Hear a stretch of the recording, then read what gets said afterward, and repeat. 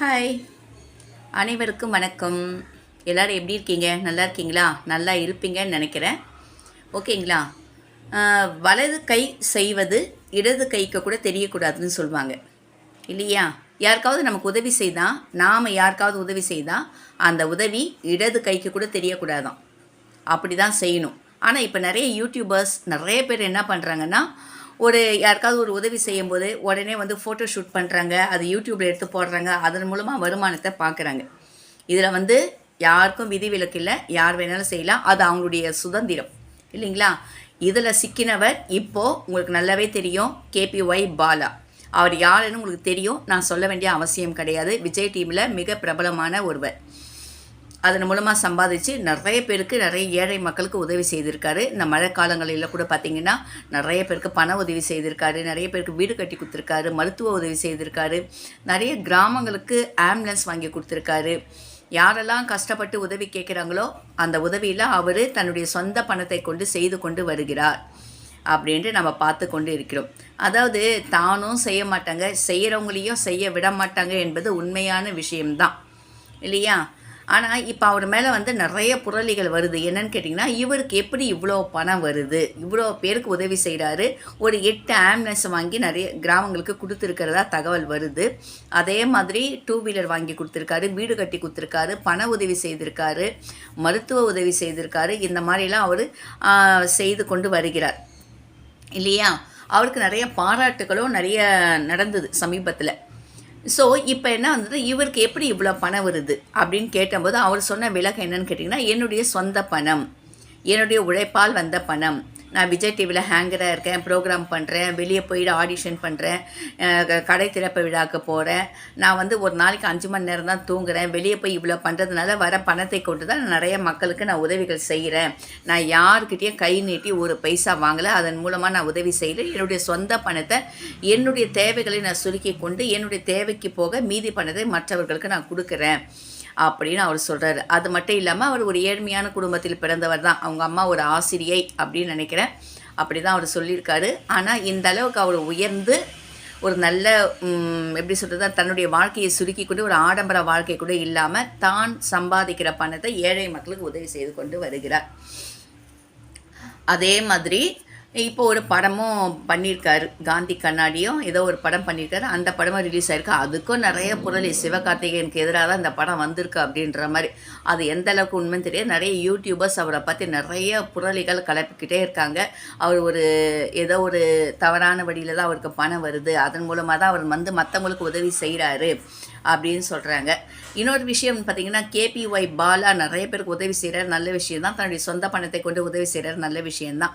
இன்னொரு பக்கம் என்ன பேசுகிறாங்கன்னா, சரி உதவி செய்வது ஏன் அதை வந்து ஷூட் பண்ணுறாங்க, ஒரு சீரியல் மாதிரி ஷூட் பண்ணுறாங்களே. ஒருத்தருக்கு உதவி செய்யும்போது ஒரு 4 கேமரா வச்சுட்டு 4 செட்டிங் பண்ணிவிட்டு, நீங்கள் இங்கே நில்லுங்க, நீங்கள் அங்கே நில்லுங்க, நீங்கள் அங்கே நில்லுங்க அப்படின்ட்டு க்ளோஸ் அப்பில் வச்சு ஷூட் பண்ணி அது யூடியூப்ஸில் போட்டு பிரபலமாகறாங்களே ஏன் அப்படின்ற ஒரு வரலையும் புரளியும் கிளம்பிட்டுருக்கு. உண்மைதான், ஒருத்தருக்கு வந்து நம்ம உதவி செய்கிறோம் அப்படின்னா அந்த உதவி வலது கை செய்வது இடது கை கூட தெரியக்கூடாதுன்னு சொல்லுவாங்க.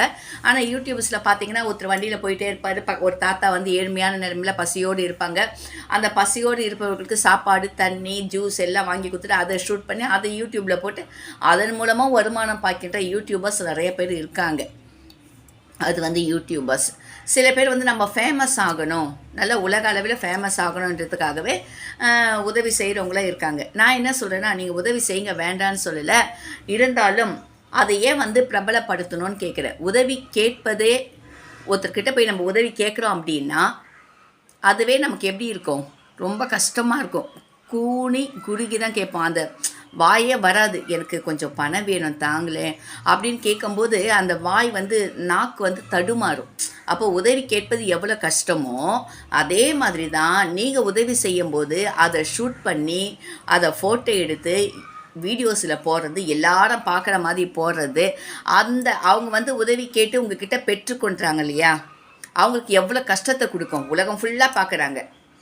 அவங்க வந்து உதவி உங்ககிட்ட கேட்குறதையும் நீங்கள் வீடியோ எடுக்கிறீங்க, நீங்கள் கொடுக்குறதையும் வீடியோ எடுத்து போடுறீங்க, அவங்க வாங்கும்போது அதை ஷூட் பண்ணுறீங்க, ஷூட் பண்ணி யூடியூப்ஸ்லேயே மற்றதுலேயே போடுறீங்க. அப்படின்றப்போ அவங்க மனசு எவ்வளோ வேதனைப்படும்.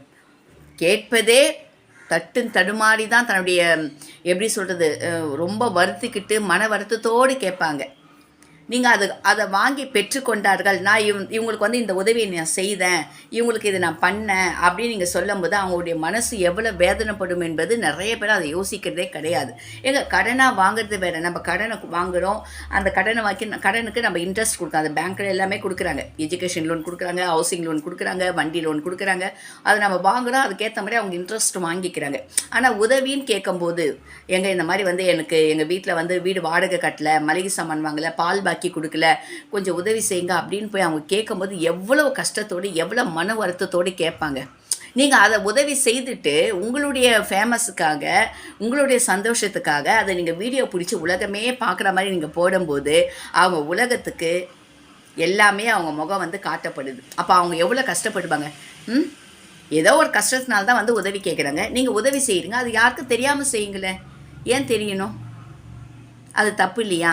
இப்போ அதை பற்றி தான் நிறைய பேசிகிட்டு இருக்காங்க. KPY பாலன் நிறைய பேருக்கு உதவி செய்திருக்காரு. அதை ஏன் ஷூட் பண்ணி வீடியோ பண்ணி ஃபோக்கஸ் பண்ணி கேமராவை க்ளோஸில் வச்சு வீடியோ எடுத்து போடுறீங்க? ஒன்று. ரெண்டாவது, இவருக்கு எங்கேருந்து இவ்வளோ பணம் வருது? ஒரு நல்ல சம்பாதிக்கிறவங்கனாலேயே நிறைய உதவிகள் செய்ய முடியாது. இவர் ஆம்புலன்ஸ் வாங்கி கொடுக்குறாரு, வீடு கட்டி கொடுக்குறாரு, மருத்துவ உதவி செய்கிறாரு, பண உதவி செய்கிறாரு, வண்டி வாங்கி கொடுக்குறாரு, எல்லாருக்கும் ஓடி ஓடி உதவி செய்கிறாரு. இவருக்கு எங்கேருந்து அவ்வளோ பணம் வரும்? மிஞ்சு போனால் அவர் எவ்வளோ சம்பாதிப்பார்? பெரிய பெரிய சினிமா ஆக்டர்ஸ்னாலே, பெரிய பெரிய தொழில் அதிபர்களால் கூட சம்பாதிக்க முடியாது. இவர் எப்படி இவ்வளோ பணம் சம்பாதிக்கிறாருன்ட்டு ஒரு கொஸ்டின் மார்க் வைக்கிறாங்க. அப்போது அது உண்மையாக பொய்ய நமக்கு தெரியாது. நிறைய யூடியூபர்ஸ், பத்திரிகையாளர்கள் அவங்களாம் என்ன சொல்கிறாங்கன்னு கேட்டால், இது வந்து தவறான வழியில் அவருக்கு பணம் வருது. இன்னும் வேறு மாதிரி சொல்கிறாங்க. அதை நான் அடுத்த முறை உங்களுக்கு சொல்கிறேன். தவறான வழியிலேருந்து இவருக்கு பணம் வருது, அதன் மூலமாக தான் அவர் செய்கிறாரு அப்படின்னு சொல்கிறாங்க. இதை பற்றி அவர்கிட்ட வந்து ஒருத்தர் வந்து ஃபோன் மூலமாக பேசுகிறாரு. அவர் என்ன சொல்கிறாருன்னு கேட்டிங்கன்னா, KPY பாலா, இல்லை என்னுடைய சொந்த உழைப்பு தான், நான் யார்ட்டையும் பணம் வாங்கலை, என் மேலே அபாண்டமாக படி போடுறாங்க அப்படின்னு அவர் விளக்கம் கொடுக்குறாரு. அதனால் நான் என்ன சொல்கிறேன்னா, அதாவது நிறைய விஷயங்கள் இவங்களும் செய்ய மாட்டாங்க, மற்றவங்களையும் செய்ய விட மாட்டாங்க. ஒன்று. இன்னொன்று, வலது கை செய்வது இடது கைக்கு தெரியக்கூடாது. 2. 3வது, உங்ககிட்ட ஒருத்தர் உதவிக்குன்னு வராங்களா, அதை மறைமுகமாக செய்யுங்க. அதை விளம்பரப்படுத்தி அவங்கள சொசைட்டியில் அசிங்கம் பண்ணாதீங்க. அப்போ அவங்க என்ன நினைப்பாங்க, சே இவர்கிட்ட நம்ம உதவி வாங்காமையே இருந்திருக்கலாமே.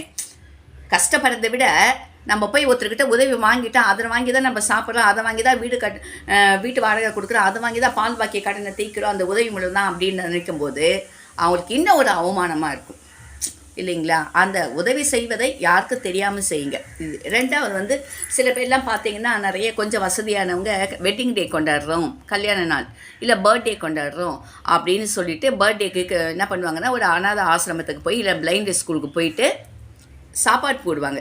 அதை ஏன் விளம்பரப்படுத்துறீங்கன்னு கேட்குறேன். நல்லா அழகாக ட்ரெஸ் பண்ணிக்கிறது. ஒரு பர்த்டேனா தான் குழந்தைங்க இல்லை பெரியவங்களோ நல்லா ஜுவல்ஸ்லாம் போட்டு, நல்லா சில்க் சாரீலாம் கட்டி, நல்லா ஆடம்பரமான ட்ரெஸ் எல்லாம் போட்டுட்டு அந்த ஸ்கூலில் அந்த அனாதை குழந்தைகள்லாம் படிக்கும் இல்லைங்களா, குழந்தைங்கள்லாம் படிக்கும், அங்கே போயிட்டு நீங்கள் கேக்கு வெட்டி செலிப்ரேட் பண்ணும்போது அந்த குழந்தைங்களுடைய மனநிலை என்னவா இருக்குன்றது நீங்கள் கொஞ்சம் யோசிக்கணும். என்னவா இருக்கும் அந்த குழந்தைங்களுடைய மனநிலை? ஐயோ, நம்மளால் அந்த மாதிரி இருக்க முடியலையே, நம்மளால் அந்த மாதிரி ட்ரெஸ்ஸு போட முடியலையே, பர்த்டேனா என்ன, சில குழந்தைங்களுக்கு தெரியாமையே இருக்கும். அப்போ அவங்கள மாதிரி நகை போட முடியும். ஓ, இவங்களாம் இப்படி தான் இருக்காங்க போல இருக்குது, நமக்கு அம்மா அப்பா இல்லையே, நம்மளால் இந்த மாதிரி ட்ரெஸ்ஸு போட முடியும், நம்மளால் இந்த மாதிரி கேக்கு வெட்ட முடியலையே, நம்மளால் இந்த மாதிரி கம்பல் நகைலாம் போட முடியல அப்படின்னு அந்த குழந்தைங்க ஃபீல் பண்ணுவாங்களா, ஃபீல் பண்ண மாட்டாங்களா? எதுக்கு இந்த ஆடம்பரம்னு கேட்குறேன். நீங்கள் செலிப்ரேட் பண்ணுங்கள், சிம்பிளாக போயிட்டு குழந்தைங்களோட குழந்தையாக இருங்க, அந்த ஏழையோட ஏழையாக இருங்க. அவங்க மனசு புண்படும்படி எதையும் செய்யக்கூடாது. அப்படி செலிப்ரேட் பண்ணாதான் செலிப்ரேட். அதை வந்து நீங்கள் ஆடம்பரமாக போயிட்டு அவங்க எதிர்க்க வந்து கேக்கை வெட்டி அங்கே போய் நீங்கள் ஊட்டி விட்றது, அவங்களுக்கு வந்து சாப்பாடு போடுறது, அதை ஷூட் பண்ணி வீடியோவில் போடுறது, உலகமே பார்க்குறது, அவங்களுக்கு எவ்வளோ கஷ்டமாக இருக்குங்க. அந்த குழந்தைங்க என்ன நினைக்கும், இல்லை அந்த பிளைண்ட் ஸ்டூடெண்ட் என்ன நினைப்பாங்க? சோறும் போட்டுட்டு அதை வீடியோ எடுத்து உலகம் ஃபுல்லாக பார்க்குற மாதிரி போகிறது ஒரு தவறான முறை இல்லையா? உதவி செய்தது தெரியாமல் செய்யணும். யாருக்கு தெரியும்? நீங்கள் உதவி செய்தது 4 பேருக்கு தெரியணுமா? சில பேர் 100 ரூபா கொடுத்தா கூட அது வீடியோ எடுத்து போடுறாங்க. நான் பார்த்தேன் போன வாரம். நான் போயிட்டே இருந்தேன், ஒரு பையன் வந்து காசு கேட்டான், நான் 100 ரூபா கொடுத்தேன். நான் போயிட்டே இருந்தேன், ஒருத்தர் வந்து சாப்பாடு கேட்டாங்க, அதை வந்து வீடியோ எடுக்கிறீங்க கேமரா வச்சு. எப்படிங்க? அதே மாதிரி ஒரு விபத்து நடந்தால் வீடியோ எடுக்கிறீங்க. ஆக இப்போ நம்ம பேச வந்தது எதுன்னு கேட்டிங்கன்னா, அந்த மேட்டரில் நான் உங்களுக்கு அப்புறமேட்டு சொல்கிறேன். இந்த மாதிரி கேபிஒய் பால நிறைய பேருக்கு உதவி செய்கிறாரு. ஆனால் அவருக்கு எங்கேருந்து வருது பணம்? மிஞ்சி மிஞ்சி போனால் அவருக்கு வந்து மாதம் ஒரு 5 லட்ச ரூபா வருமானம் வரும்ன்றாங்க. வரும் ஒரு 50,000 அவருடைய தேவைக்கு போக, இப்போ சென்னையில் இருக்கிறதுனால ஃபேமிலியோடு இருக்கிறதுனால எப்படியோ ஒரு 80,000 தேவைப்படும் ஒரு ஃபேமிலியை ரன் பண்ணுறதுக்கு. இதெல்லாம் போக மீதி 4 லட்ச ரூபாய் தான் நான் மற்றவங்களுக்கு உதவி செய்கிறேன்ற மாதிரி சொல்கிறாங்க. ஆனால் அப்படி சாத்தியம் கிடையாது. இவர் ஏதோ வேறு ஏதோ ஒரு இது கூட தொடர்பு இருக்காரு. இவருக்கு தவறான வழியிலேருந்து பணம் வருது, அதன் மூலமாக தான் இவர் மற்றவங்களுக்கு உதவி செய்கிறாரு அப்படின்ட்டு இப்போ அவரை பற்றி ஒரு பூதாகரமான விஷயங்கள் வெளியே வந்து கொண்டே இருக்கிறது. இது எந்த அளவுக்கு உண்மை என்பது தெரியவில்லை, பொறுத்திருந்து பார்ப்போம். இருந்தாலும் உதவி செய்வது நல்லது. உதவி செய்வதை நீங்கள் உலகம் ஃபுல்லாக தெரியப்படுத்தணும்னு அவசியம் கிடையாது. ஆக்சுவலாக பார்த்தீங்கன்னா கேபிஓல பாலா மேலே வைக்கிறது என்னன்னு கேட்டிங்கன்னா, அவருக்கு எங்கேருந்து பணம் வருது ஒன்று. ரெண்டாவது, அவர் ஏன் அதை வந்து ஷூட்டிங் மாதிரி நடத்துகிறாரு. ஒரு சினிமா ஷூட்டிங் மாதிரி ஒருத்தருக்கு உதவி செய்யும் போது ஒரு சினிமா ஷூட்டிங் மாதிரி நடத்தி அதன் மூலமாக அவர் பணம் சம்பாதிக்கிறாரு. அதன் மூலமாக உலகம் ஃபுல்லாக அவர் தான் ஃபேமஸ் ஆகணும்னு நினைக்கிறாரு. அதன் மூலமாக எதையோ செய்ய நினைக்கிறாரு. அவர் உள் மனசுக்குள்ளே ஏதோ ஒன்று இருக்குது அப்படின்ற மாதிரி சொல்கிறாங்க. இது எந்த அளவுக்கு உண்மைன்றது தெரியல. என்னென்னு கேட்டிங்கன்னா, இப்போ ஆந்திராவில் வந்து அதே மாதிரி தான் ஒருத்தர் அக்ஷா அவர் பேர், அதே மாதிரி தான் நிறைய பேருக்கு வந்து திடீர்னு ஒரு கூரை வீட்டுக்குள்ளே போவார். அது ஒரு பாட்டி உட்காந்துருப்பாங்க. அந்த பாட்டிக்கு கட்டுக்கட்டாக பணம் கொடுப்பாரு. அயன் பண்ணுவாங்க. அயன் பண்ண இடத்துல போவார். ஒரு அயன் பாக்ஸ் வாங்கி கொடுக்க மாட்டார். ஒரு ஷர்ட்டை கழட்டி கொடுத்து இதை அயன் பண்ணி கொடுங்கன்னு கேட்பாரு. அவங்களுக்கு கட்டுக்கட்டாக பணம் கொடுப்பாரு. ஸோ அந்த மெத்தடு தான் வந்து கேபிஒய் பாலா வந்து ஃபாலோ பண்ணுறாரு. அக்ஷா ஷா அப்படின்ற மாதிரி வதந்திகள் பரவிட்டுருக்கு. இது எந்த அளவுக்கு ஒன்றும் தெரியல. ஒரே விஷயந்தாங்க, மற்றவங்களுக்கு உதவி செய்கிறீங்களா, வலது கை செய்வது இடது கைக்கு தெரியக்கூடாது. இன்னொரு விஷயம் வந்து தனக்கு மிஞ்சினது தான் தானம் தர்மம். உதவி செய்வதை செய்யுங்க. அதை ஷூட் பண்ணியோ அதை உலகம் ஃபுல்லாக பார்க்கணுன்ற மாதிரியே போடாதுங்க. கடன் கொடுக்குறது வேறு, உதவி பண்ணுறது வேறு. உதவி வாங்கும் போதே அவங்க ரொம்ப கஷ்டத்தோடு தான் உங்ககிட்ட வந்து கேட்பாங்க. நீங்கள் உதவியை பண்ணிவிட்டு அதை அவங்க புகைப்படத்தோடு எடுத்து நீங்கள் ஷூட் பண்ணி போடும்போது அவங்களுக்கு எவ்வளோ அசிங்கங்கள் ஏற்படும் என்பதை தயவு செய்து மனசில் புரிஞ்சுக்கிங்க. தன்னை மாதிரி பிறரையே நேசிக்கிறன்றதை கற்றுக்கொள்ளுங்க. சரிங்களா? அதேமாதிரி செலிப்ரேட் பண்ணுறது, இந்த வெட்டிங் டே செலிப்ரேட்டு, பர்த்டே செலிப்ரேட்லாம் பண்ணும்போது நீங்கள் மற்றவங்களுக்கு உதவி செய்யணும்னு நினைக்கிறீங்களா? ஒரு அனாதை ஆசிரமத்துக்கு அதுக்குள்ளே சாப்பாடு கொடுக்கணும்னு நினைக்கிறீங்களா? அவங்க மனசை புண் பண்ணுற மாதிரி எதுவும் பண்ணாதீங்க. ஐயோ தனக்கு இது கிடைக்கலையேன்னு அப்படின்னு அவங்க அந்த குழந்தைகளோ அந்த வசதி இல்லாதவங்களும் கொஞ்சம் ஃபீல் பண்ணுவாங்க. சரிங்களா? அதை பார்த்து பண்ணுங்கள். இப்போ போயிட்டுருக்குது கேபிஒய் பாலாவுடைய ஒரு பூதாகரமான விஷயம். இன்னும் ஒரு 10 நாள் ஆகும் இது உண்மை தகவல்கள் வெளியே வர. அவருக்கு எங்கேருந்து பணம் வருது, உண்மையில் அவருடைய பணத்தை வச்சு தான் அவர் செய்கிறாரா, அவர் ஏன் அதை ஷூட் பண்ணி வீடியோவாக போடுறாரு. நிறைய பேர் சொல்கிறாங்க அவர் வீடியோ போடுறதுனால அவருக்கு வருமானம் வருது, அந்த பணத்தை வச்சு அவர் செய்கிறாருன்றாங்க. இருந்தாலும் மற்றவங்க உதவி செய்யும்போது நீங்கள் எடுத்து போடும்போது அவங்களுடைய முகம் ஒருத்தர்கிட்ட நாங்கள் உதவி வாங்கிட்டோம் அப்படின்ற மாதிரி அந்த குணம், அந்த அவங்களுக்கு என்ன வருதுன்னா ஒரு தாழ்வு மனப்பான்மை வந்துடும் உதவி பெறுபவர்களுக்கு. அதனால் இது தவறு தான். இதை பற்றி உங்களுடைய கருத்துக்களை சொல்லுங்கள். என் மனசில் பட்டுச்சு நான் பேசுகிறேன். நமக்கு யார் மேலேயும் கோபம் கிடையாது. இருந்தாலும் உண்மைத்தன்மைகளை தெரிஞ்சுக்கணும்னு விரும்புகிறோம் இல்லைங்களா? பொறுத்திருந்து பார்ப்போம். மீண்டும் சந்திப்போம். பிடிச்சிருந்தால் லைக் பண்ணுங்கள், ஷேர் பண்ணுங்கள், உங்களுடைய கருத்துக்களை தெரியப்படுத்துங்க. பாய்.